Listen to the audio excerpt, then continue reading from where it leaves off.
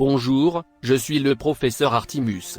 Je vais vous présenter de manière détaillée et je l'espère compréhensif l'interface de ZBrush. Espérons que mes explications seront à la hauteur de vos attentes pour mieux comprendre ce logiciel.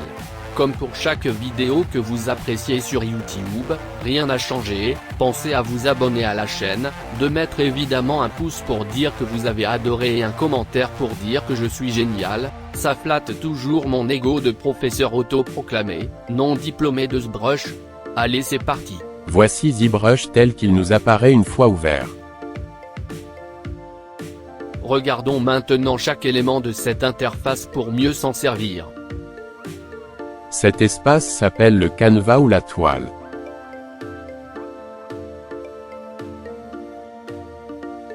Voici l'espace menu.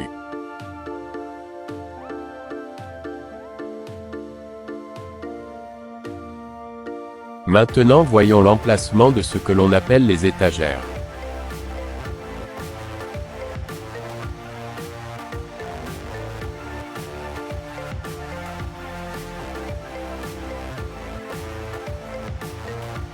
Les plateaux se découvrent en cliquant sur les petites flèches.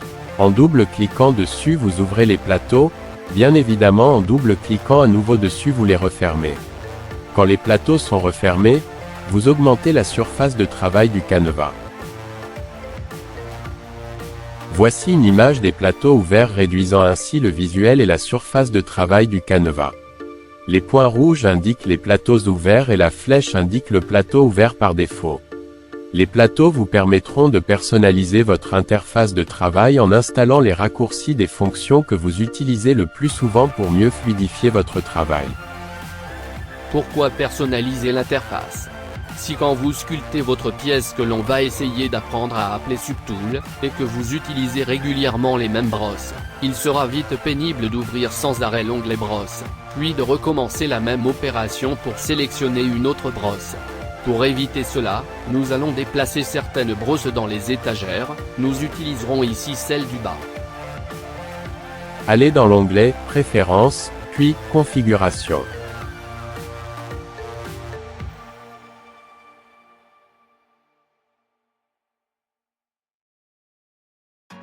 Maintenant que la personnalisation est activée, il va falloir mettre un objet dans le canevas pour pouvoir mettre nos brosses préférées en raccourci dans l'étagère du bas.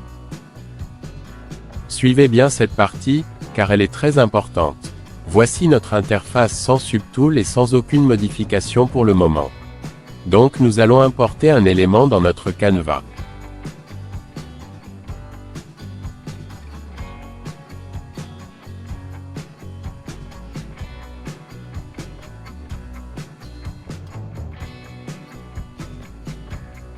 Cliquez sur Simple Brush, c'est l'énorme S jaune.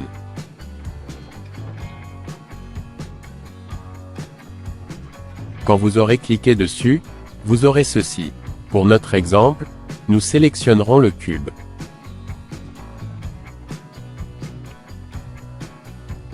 Une fois sélectionné, faites-le apparaître dans le canevas en cliquant gauche, maintenu, dans le canevas et en tirant vers vous la souris.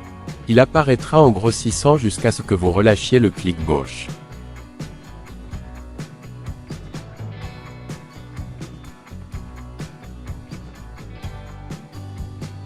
Si vous recommencez l'opération en l'état, un cube apparaîtra, cela n'a aucun intérêt. Faites CTRL+N pour effacer l'ensemble du canevas puis clic gauche, maintenu, en tirant vers vous pour refaire apparaître votre cube.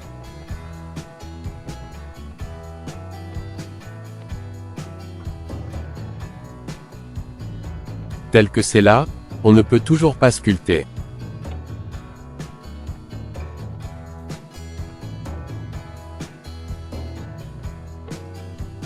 Pour pouvoir ouvrir la partie sculpture, il va falloir cliquer sur Edit.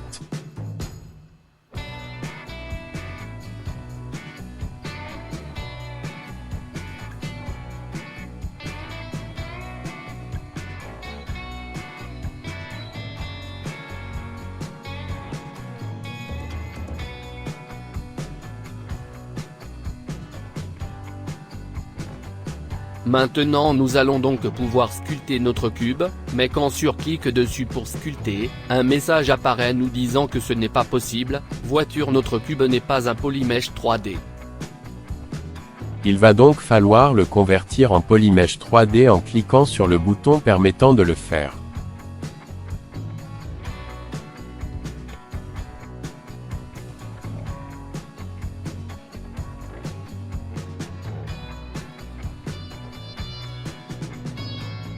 Nous allons donc pouvoir commencer à sculpter notre pièce. Pour notre exemple, nous allons prendre la bosse standard.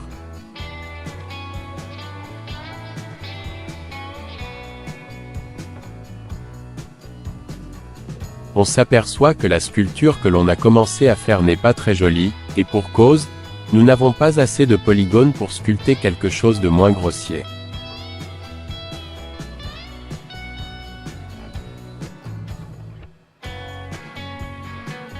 Sur ce dessin, on voit les polygones qui ne sont pas très nombreux. On obtient un détail très grossier.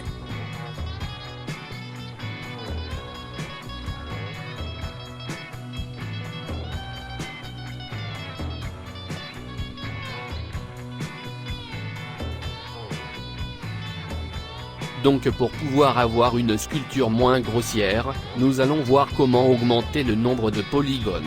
Pour cela faites CTRL-D autant de fois que nécessaire. Attention à ne pas le faire trop de fois, car à chaque fois vous allez multiplier par 2 le nombre de polygones, et votre PC ne suivra plus jusqu'au plantage.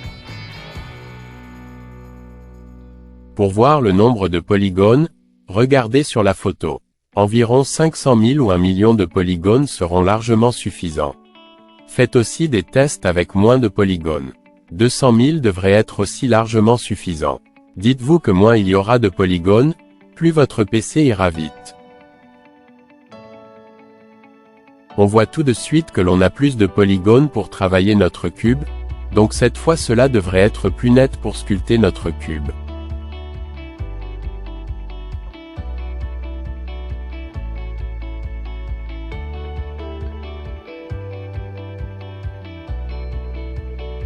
On voit clairement que c'est plus net.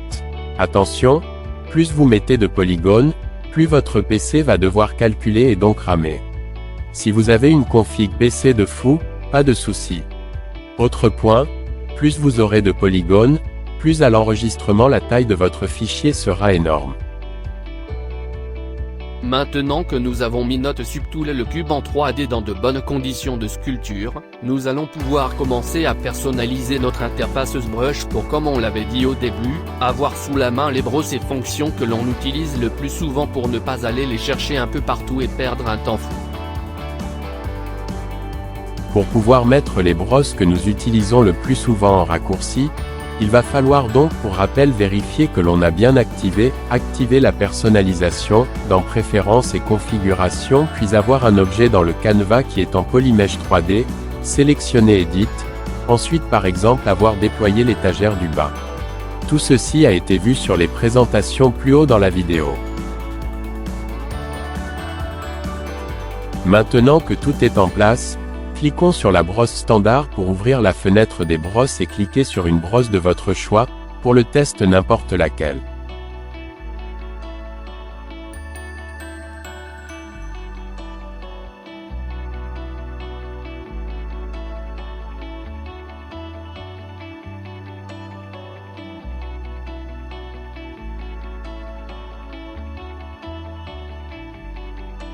Vous pouvez voir maintenant la brosse dame standard qui est sélectionnée pour la sculpture de notre objet.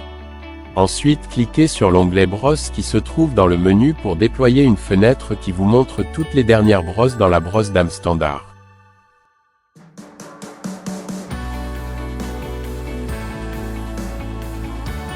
Comme dit précédemment, dans l'onglet brosse qui se trouve dans le menu, vous pouvez voir la brosse dame standard. Donc une fois cette fenêtre ouverte, appuyez sur CTRL plus Alt, maintenu, cliquez souris gauche, maintenu, sur la brosse dame standard et glissez-déplacez la brosse jusqu'à l'étagère du bas. Une fois sur l'étagère à l'endroit choisi, relâchez. Votre brosse préférée est en place pour une utilisation rapide.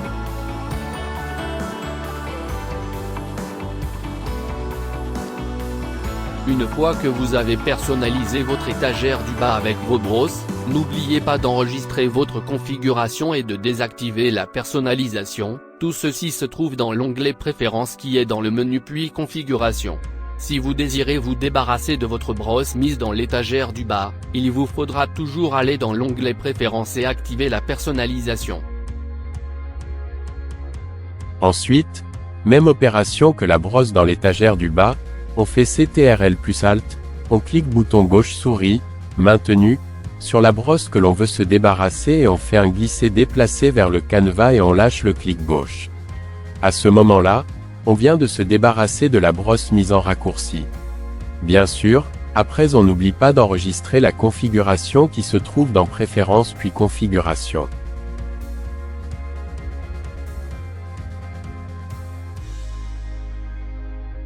Vous pouvez aussi déplacer les onglets du menu dans les plateaux. Pour l'exemple, nous déplacerons l'onglet Alpha dans le plateau de gauche.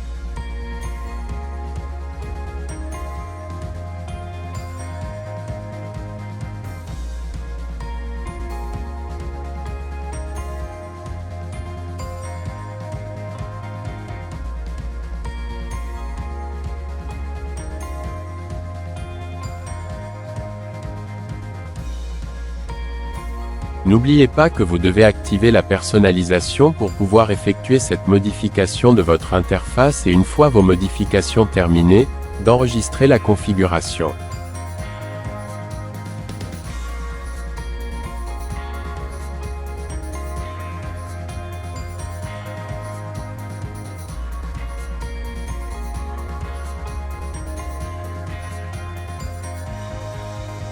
Mettre des onglets dans le plateau de gauche vous permet une fois de plus de fluidifier votre travail en évitant une fois de plus de chercher parmi tous les onglets qui sont dans le menu. N'y mettez que ceux que vous utilisez le plus souvent pour gagner du temps.